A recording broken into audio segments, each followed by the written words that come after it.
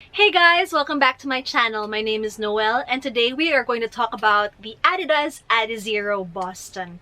Now, I've had this Adidas Adizero Boston 8 for almost a year. I ordered it online from the Adidas US store and then I had it shipped to a freight forwarder in the US, which then shipped to me in the Philippines within 10 business days, because this shoe model wasn't available on Adidas Philippines website. Now, this Boston I got from Runner.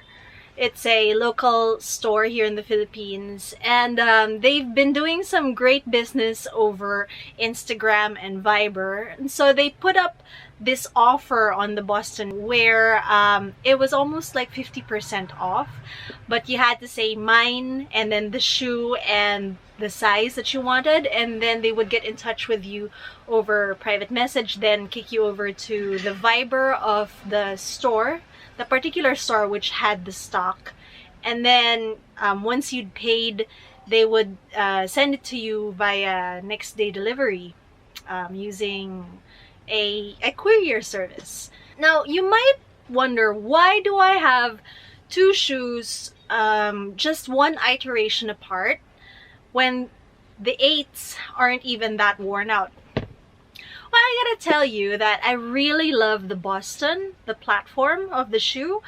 And I will tell you about that in a little bit. But this one, it's actually not available from Adidas Philippines, from the flagship store. Or if it is, it's available only in very limited quantities. And sometimes, I go to a certain store and they don't have it. But then, you go to the discount outlets outside of Metro Manila and they do have a Boston in stock there. So you wonder which stores actually stock the Boston. And it's the running specialty stores like Runner who do bring in this running specific model.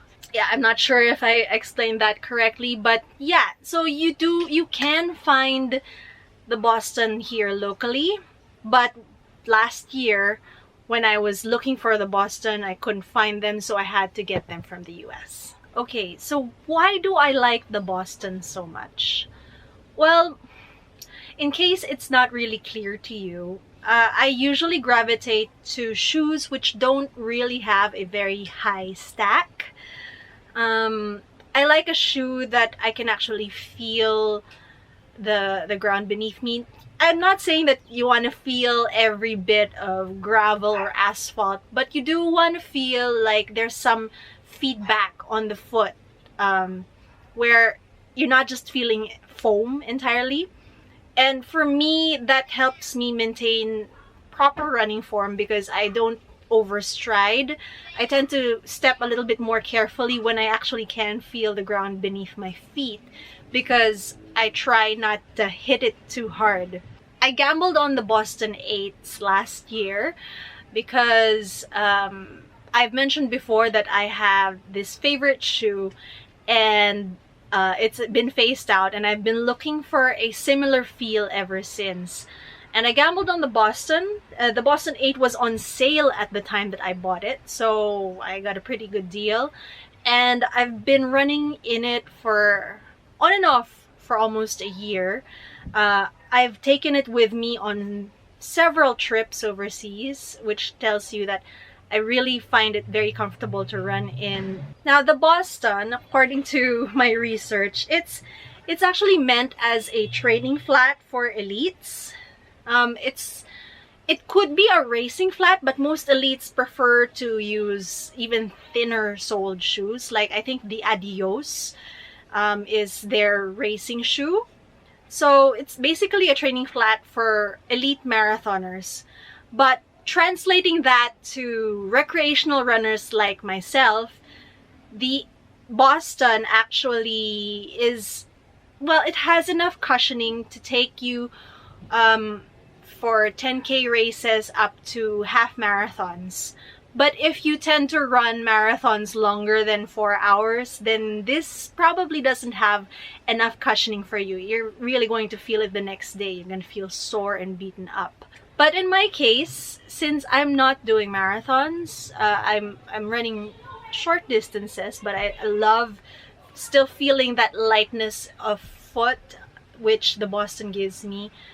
That's why I keep running in these, and that's why I actually bought a new pair of Bostons, because you don't really want to get to the point where your old shoe is worn out and you don't have a new shoe to replace it. I'm planning to rotate between these two anyway, if I'm not using the other shoes in my rotation. But yeah, this one were at such a good price from Runner that I just couldn't resist. I had to pick it up. And then one of my followers on Instagram asked me, so can you do a review of the Boston? I'll do you one better. I'll do a comparison of the two shoes. So let's look at the similarities. They both have a boost midsole. So that boost is right there. It's very near where the rubber meets the road. They also both have a Continental stretch web outsole. So this is rubber. You can see the Continental branding. There we go. So Continental. So that outsole is very hardy. What else? They both have the same mesh upper. I would dare say that their insoles are also almost the same. These two models in particular both have active against cancer. I think that's an advocacy that Adidas has partnered with. Also have the same kind of torsion system underneath the shoe. You can see them. It's the orange one here, and it's basically constructed the same way. Not really much has changed between these two iterations of the shoe line. However, there are some differences. I think I mentioned in an earlier comparative review between two different shoes from the same line, a different brand, that they don't really want to turn off the people who love the current model when they introduce the new model. So they try to introduce the changes as slowly as possible, especially in flagship lines. One major difference between these two is that the Boston 8s were constructed with just regular EVA foam on top of the boost. The old foam is EVA, and Lightstrike is TPU. It's supposedly a bit more responsive, so you've got a bit more pop in your step when you use Lightstrike versus regular EVA foam. But the major benefit, I think, for this is that the Lightstrike is much lighter than the EVA. It's a difference that doesn't really feel significant on the feet, but the different materials used actually do change the feel of the shoe a little bit, and I will go into that later. So this is my SL20, this is the Boston, and this is the Adidas SL20. Also, the SL20 has Lightstrike, so it's a full Lightstrike sole. Notice this little pattern here, that's what identifies Lightstrike. So really the only update between these two pairs of shoes is the Lightstrike. So I ran in these shoes separately and on the same run session, and I have come to the following conclusion. First is that the Boston 8s actually feel a lot more plush underfoot, particularly under the ball of the foot. I'm not sure why that is. It just feels a little bit more elevated. When you put your foot in, the ball of your foot feels a little bit more elevated. And that's why I feel like this one is a bit more cushioned and this one really feels a bit more low to the ground. Pace-wise, I don't think there was much difference between the two. They're very similar, and I didn't really notice the difference. But when I ran with them in the same session, like I ran in the 8s first and then swapped them out and then ran in both shoes at the same time, and that's when the difference was really palpable through the balls of my feet. But in the end, It feels pretty much like the same shoes. I didn't vlog my review of the Adidas SL20 because I didn't really have a lot of nice things to say about the full Lightstrike midsole. Basically, I felt like it didn't flex as much, and probably that's what I'm feeling, is that the Lightstrike doesn't flex as much as the old EVA foam. It does feel softer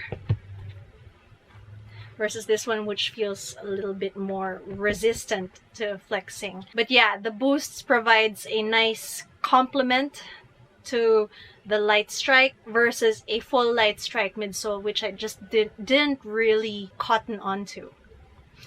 Anyway, I'm really happy about my purchases. It's really strange how November seems to be like the month for getting great deals, particularly on this shoe line. Anyway, yeah, I'm really looking forward to continue running in these through the holiday season. It feels a bit more like just me and my body, and the shoe is just a tool. It's not the shoe trying to run for me. Okay guys, that's all for this week. Thank you so much for watching. If you found this video informative, please give it a thumbs up. If you haven't yet, please subscribe to my channel so that I can see you again next time. Bye!